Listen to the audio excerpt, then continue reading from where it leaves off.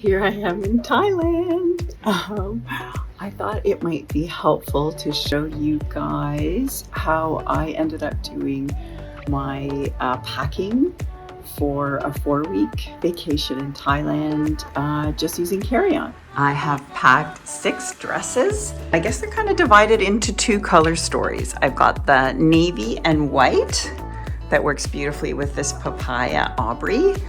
And then I have kind of a black and white story here. I've got a Wesley in white. I have a black Marcella. Here are my shorts and tops.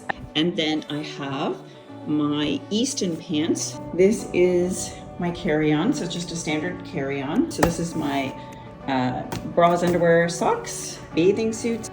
This one right here is because I'm actually spending 4 days with my daughter in Vancouver on the way home.